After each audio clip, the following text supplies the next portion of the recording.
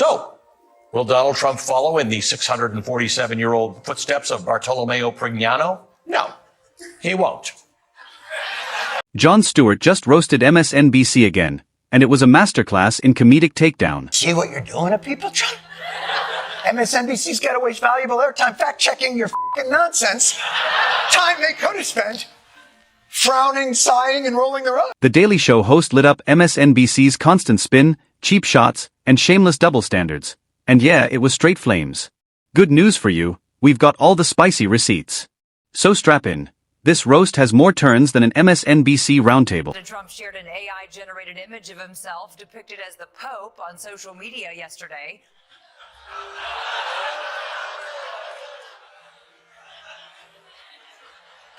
MSNBC is practically frothing at the mouth trying to link President Trump to some grand, sinister scheme. Their level of desperation is so exaggerated, it's honestly starting to resemble parody. At this point, they'd probably accuse him of trying to take over the planet if he sneezed with too much swagger. Case in point, just days before Pope Leo XIV was chosen, Trump shared an obviously AI-created image of himself dressed as the new Pope, a cheeky, harmless gag. But cue the MSNBC freakout. Their spin machine kicked into overdrive like it was Watergate all over again. According to them, it wasn't just a meme, it was a serious threat to democracy, the Vatican, and probably the environment too. The level of overreaction was so intense, you'd think Trump had tried to declare himself a saint. Spoiler alert, he didn't. But MSNBC isn't one to let reality get in the way of a solid outrage narrative. That's where Jon Stewart came in, and his response? Pure comedic gold. Not the most presidential thing, but Trump and the Pope do share the same taste in interior design, so it's not the worst fit. And it's just a troll, it's not hurting anybody. I mean, Trump wasn't going to heaven anyway, so it's not like it's gonna... I'm not gonna get distracted by it. But he can't really be the Pope, can he? Can he be the Pope? Obviously, Trump can't be the Pope. He's not a Catholic, not ordained, and definitely not studying Latin anytime soon. But trust MSNBC to twist a silly meme into a full-scale Vatican scandal. In their latest wave of panic, Trump's AI-generated image dressed as the Pope isn't just satire. It's supposedly a devious scheme to grab religious influence and manipulate the public. Seriously. It's the kind of over-the-top storyline that makes you question if they've traded real reporting for political fanfiction. This non-stop effort to turn Trump into some kind of comic book villain isn't just worn out, it's downright harmful. It's all about fueling outrage, deepening divides, and hoping that something, anything, sticks. But Jon Stewart? He's not letting it slide. He's exposing the nonsense with razor-sharp clarity and savage humor. And when Stewart goes in, not even MSNBC's smug moral high ground can shield them. Last time a non-cardinal was Pope was back in 1378, when the Italian Archbishop Bartolomeo Prignano, who had been a monk, was controversially chosen from outside of the College of Cardinals, and he became Pope Urban VI. So, will Donald Trump follow in the 647-year-old footsteps of Bartolomeo Prignano? No, he won't.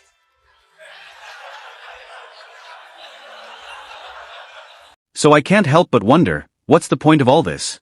Even Trump wasn't seriously thinking about becoming the Pope, he posted a meme, not a papal edict. So why on earth would MSNBC waste airtime treating it like a major scandal? But here's the kicker, the hosts knew Trump wasn't trying to become the Pope. They knew it was just a joke, and yet they still cranked out an overly dramatic editorial segment analyzing it like it was crucial evidence in a federal case. Why? Because outrage sells. Because they'd rather trash an AI meme than cover anything even remotely important. It's performative journalism at its finest. Cheap clicks, fake outrage, and a desperate scramble to stay relevant in a post-Trump world. They're clearly missing Jon Stewart. And he, not surprisingly, wasn't having it. He absolutely roasted the network for their hypocrisy. See what you're doing to people, Trump? MSNBC's got to waste valuable airtime fact-checking your f***ing nonsense. Time they could have spent frowning, sighing, and rolling their eyes. They're so fixated on bringing him down that they can't even see the absurdity of their own coverage anymore. Every move Trump makes, whether it's real, sarcastic, or AI-generated, gets twisted into supposed evidence of his villainy. But here's the real tragedy. Their relentless need to see Trump fail is stronger than any real desire to see America thrive. Patriotism takes a back seat when ratings and resentment are behind the wheel.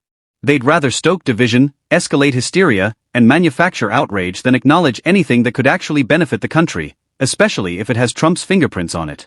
In the MSNBC world, the narrative always beats nuance, and facts are just annoying speed bumps. Not only does MSNBC have a habit of fabricating stories about Trump, but they've got a talent for lying about anything. Here's Joe Scarborough spinning a story about AOC. She may be more progressive than a lot of people. I also understand that she's one of the most articulate, exciting people in the Democratic field. She goes out with Bernie Sanders, and yeah, she just draws so many people. Very good, very effective in hearings. They need somebody young like AOC, and again, it's not about ideology. She can carry the message forward for a Democratic Party that really needs to reach out to younger Americans. Yes, let's have a look at just how articulate and impressive AOC is, prepared to be dazzled by her rare genius. Even as a waitress, if any of you all else have gone like completely mad, it's like whatever, you know, and like, or whatever, like, just like, it's like this, what people are starting to see, at least in the occupation of Palestine. You use the term the occupation of Palestine. What did you mean by that? I think what I meant is like the settlements that are increasing in some of these areas and places where Palestinians are experiencing difficulty in access to their housing and homes. Do you think you can expand on that? Yeah, I mean, I think I'd also I am not the expert on geopolitics on this issue, you know? Oh dear, that's AOC over the years. She really is the future. Take MSNBC or Joe Scarborough seriously at your own risk. These folks could make the devil look like a choir boy and turn a saint into a war criminal with a single segment. They've practically turned narrative manipulation into an Olympic sport, masters of spin, wizards of deceit, and absolute experts at turning half-truths into breaking news. This is exactly why Jon Stewart keeps dragging them into the spotlight. He knows their game. He sees through the smug monologues, the selective outrage, and the convenient omissions. And unlike most in the media, he's not afraid to call it out with brutal honesty and biting wit. Because at the end of the day, it's not about informing the public, it's about shaping perception. And Stewart's not playing along. He's pulling back the curtain, exposing the act, and reminding everyone that just because it's on TV doesn't make it true. In a world full of spin doctors, Stewart might just be the only one still performing actual surgery. Now, Joe Scarborough has form for saying spectacularly stupid things. It's a requirement of all MSNBC anchors to say silly things or just lie to their audience. Remember when he said this not long before Joe Biden was forced to announce the end of his re-election campaign? I've said it for years now. He's cogent. But I undersold him when I said he was cogent. He's far beyond cogent. In fact, I think he's better than he's ever been. Intellectually, analytically, because he's been around for 50 years. Start your tape right now, because I'm about to tell you the truth. And F you if you can't handle the truth. This version of Biden, intellectually, analytically, is the best Biden ever. Not a close second. And I've known him for years. The Brzezinskis have known him for 50 years. If it weren't the truth, I wouldn't say it. Best Biden ever, and F you if you can't handle the truth, dear. These days, whenever Joe Scarborough tells us to trust him or insists he's just speaking the truth, I automatically brace for a whopper. The guy lies so effortlessly, he could sell ice to an Eskimo. Remember when he confidently told the whole country that Joe Biden was in perfect shape and at the top of his game? Fast forward a week, and Biden announces he's stepping down, with the Democratic Party scrambling to rally behind Kamala Harris. So much for peak performance. Scarborough didn't just get it wrong, he gaslit the nation. And let's be real, he didn't miss the signs, he ignored them. Because for Joe, in his MSNBC echo chamber, protecting the narrative always comes first, and telling the truth is optional. Spin is mandatory. What's terrifying is they know exactly what they're doing and rely on you being too distracted or too trusting to catch on. Now, Joe Scarborough was telling the dim-witted MSNBC audience not long after that Kamala had it in the bag. She was going to beat Trump. When you start seeing numbers, real numbers, like what's going on in Georgia, suddenly you feel like telling Democrats that are bitching and moaning about what the Harris campaign's doing, hey, calm down. You know what? Victory is in sight in less than 3 weeks. If you go out, work hard, and do your job.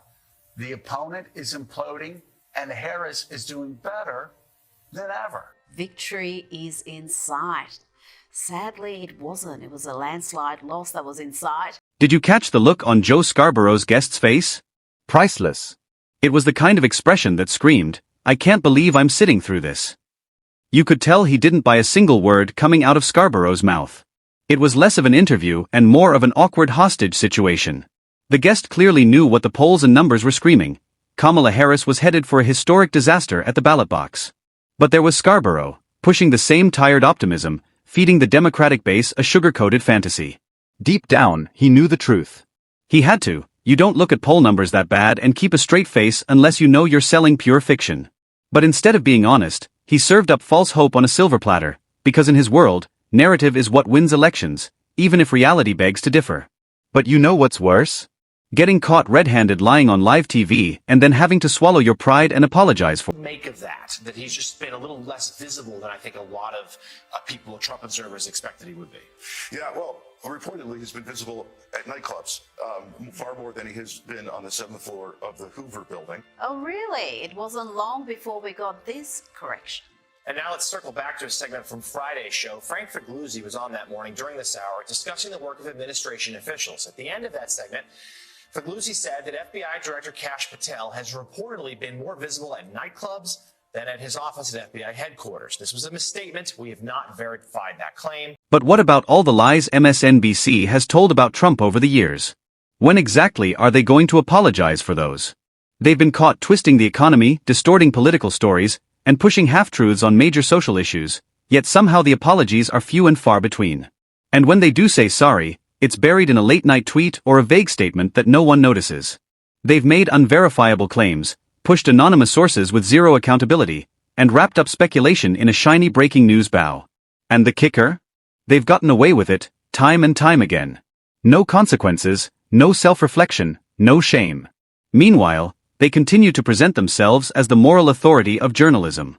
It's not just dishonest, it's downright insulting. And for those asking why we would go speak to the president-elect during such fraught times, especially between us, I guess I would ask, why wouldn't we?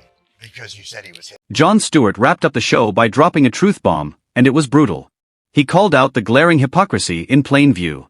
If you claim to despise Trump so much, if you spend every waking moment labeling him as a threat to democracy, a danger to the country, and yes, even comparing him to Hitler, then you can't turn around and accept an invitation to have lunch with him. You can't have it both ways. You can't call someone a fascist one day and then pose for selfies with them the next. Stewart wasn't just pointing fingers, he was exposing the decay at the heart of performative outrage. Either Trump is the existential threat you say he is, or you just really enjoy the media attention that comes from pretending he is. And Jon? He's done pretending. In the end, Jon Stewart laid bare what we've all been thinking. MSNBC's outrage is as fake as their headlines.